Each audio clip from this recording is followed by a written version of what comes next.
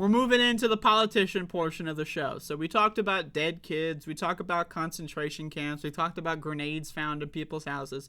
Let's actually talk about the people in power. The people that, at least ostensibly, are responsible for this mess that we're dealing with. Now, again, I personally think the voters are more to blame than the politicians. That's my thing. The politicians are garbage, but who the fuck elected them? Stupid fucking Americans. Stupid fucking voters. I think Americans are evil, dumb, ignorant sons of bitches, and they make the intelligent people in this country suffer from their own stupidity. So, but let's check out Exhibit 7 of Dumb Fuck Politicians. This one I learned about a couple of days ago. Now, again, I took a couple of weeks off of the news. And, so apparently while I was out, Feinstein came back to the office, but then also, she never left! And more. Feinstein's primary caregiver, Pelosi's daughter.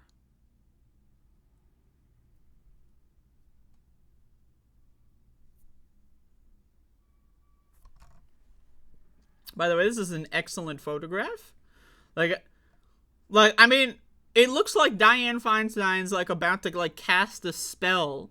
Like, she, like, you know, you ever play the Elder Scrolls, you know, like Skyrim or some shit? You're going through those, like, fucking catacombs and, like, those, like, undead zombies, like, they come out of the walls and they start, like, doing magical spells. Right, like, that's what this is. I see this, I'm like, whoa, calm the fuck down. I gotta get a potion out on this bitch, right? Like, what is this? Why is she going like this? You know, like, she's, like, conjuring some, like, summoning magic or something. Anyway. Let's read. When Senator Dianne Feinstein walked into the Capitol last week, I mean, again, let's just be honest here, like, you know, walked into the like, what, did she really walk into the Capitol? Like, I'd love to see a picture, right? Like, I'm just, you know, I'm not trying to be rude. I got old people in my family, you know, some of them are alive, some of them are dead, but they're old, right? So, and, you know, walked into the hey, I'm Pixar, it didn't happen. Am I allowed to say that? I'm not sure. Into the Capitol last week, ending a months-long medical absence, she was accompanied by Senate Majority Leader Chuck Schumer, a small entourage of aides, and a close personal confidant with a storied political pedigree. Nancy Corrine Prouda blended into the swarm around the legendary California Democrat. The San Francisco Chronicle made note of her presence, but left unreported amid the spectacle was the larger role that Prouda, the eldest child of the former House Speaker Nancy... Wait. What? Hold the phone. Hold the phone. What? This bitch is a Nancy Jr.?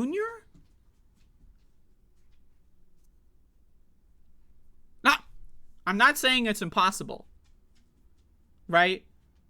But Nancy Pelosi, did she really name her first kid Nancy Jr.? Like, I gotta look more into this, man.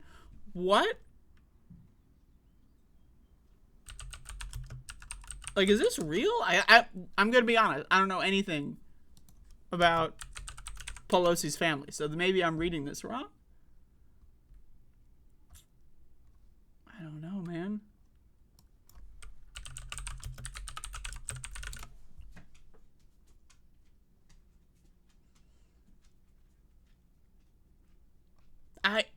This shit blows my mind.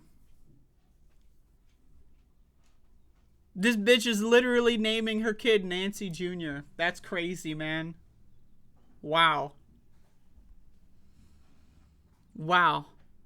That is fucking wow. I mean, hey, you learn something new every day. But Nancy fucking Jr. is apparently the aide. Is that the one? Who knows? Okay. Not only did Nancy Jr. escort Feinstein around, and that's her new name, by the way. I don't care if she has a different last name, whatever the fuck. Her name is Nancy Jr. From now until she dies, Nancy Ass Jr. Not only did Nancy Jr. escort... I'm sorry, I can't... Okay. Not only did Nancy Jr. escort Feinstein around Capitol Hill last week, she was again at her side yesterday, helping aides surround the senator in a Capitol hallway. Helping aides surround the senator. Like, I mean, okay, I'm just gotta figure this one out. So she was helping the aides surround the senator? Like, man. Okay, like the word surround here, right? So like, maybe I've got an overactive imagination. So Nancy Jr. comes along. She's wheeling the senator. And she's helping other people surround the senator in a hallway? Like, I guess helping the aides surround her, like, to make, like, a human shield? Like, what? Like, okay, so Nancy Jr., who, by the way, after living, like, however old she is, like, what is it, like, 59 or some shit, did it say? I don't know. After living maybe 50 years being Nancy Jr., right? She then arrives at the Senate gates with with Diane's fucking wheelchair, and she's building like some like human shields, like a human centipede type situation to protect the senator from like, you know, presumably summoning like a horde of skeletons. Like, who the fuck knows what's going on with these hands, right? So, wow. That's pretty interesting. Okay. Multiple people familiar with the arrangement say it's only the most visible part of a quiet but critical role the Pelosi family has played in helping to take care of the ailing senator. By the way, does Diane have a family?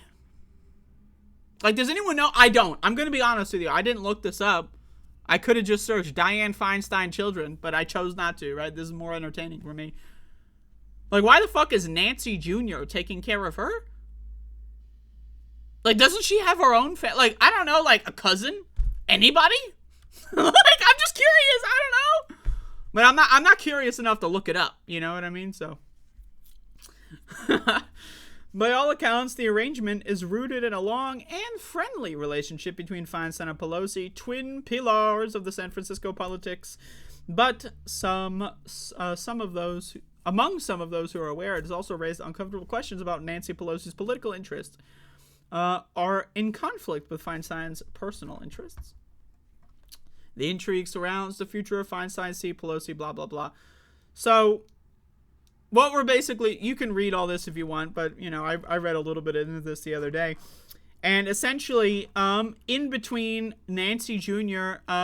Either helping or hurting Diane Feinstein's attempt to summon undead skeletons, I don't know what the fuck, but in between that, apparently Nancy Sr., an emphasis on senior in this instance, Nancy Sr., is afraid that if Dianne Feinstein resigned, that a black person might become senator.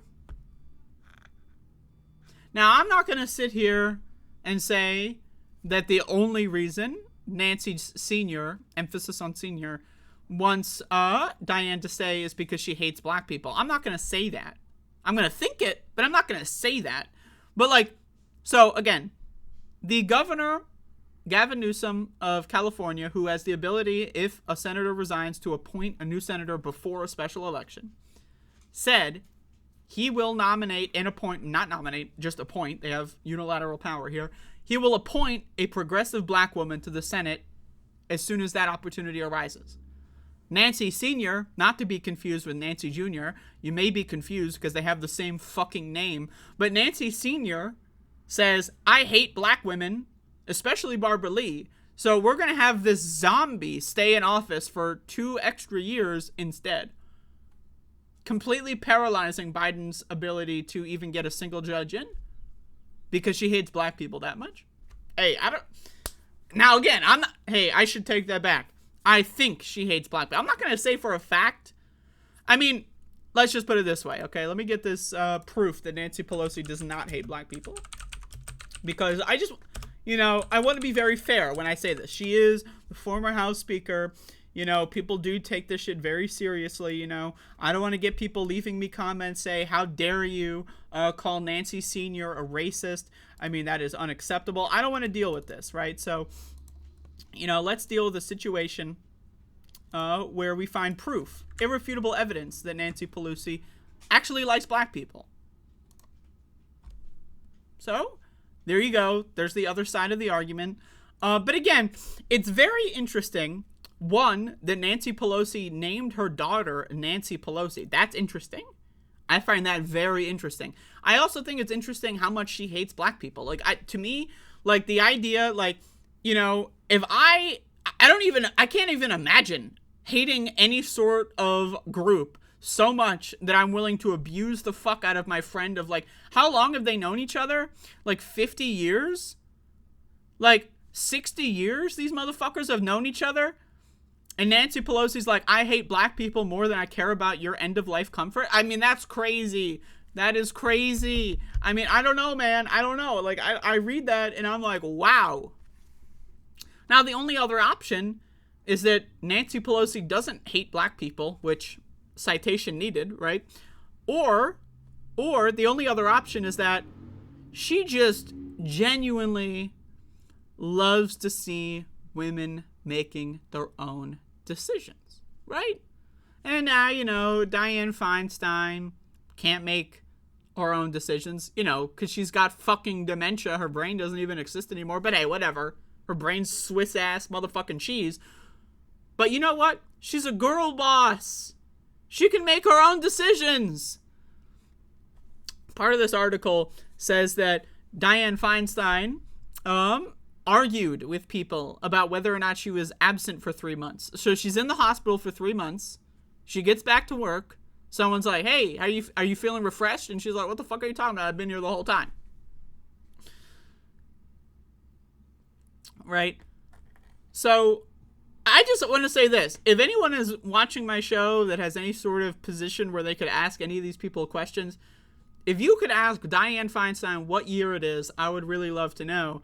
But as far as I'm aware, the only options here are that, one, Nancy Pelosi named her only child at that point, eldest daughter, her first child, Nancy Pelosi Jr., right? That is fucking insane. And then she also hates black people for no fucking reason. So much so, like she despises black people, especially black women, so much that she's willing to abuse her acclaimed dear friend on live television. Like, again, it's one thing, you know, that you're abusing someone who's like they're on their deathbed, they got cancer. You go into the room, maybe you steal their watch or something, sell it at a pawn shop, get a couple $100. Hey, they're not going to know any better. They're fucking demented, right? That's one thing.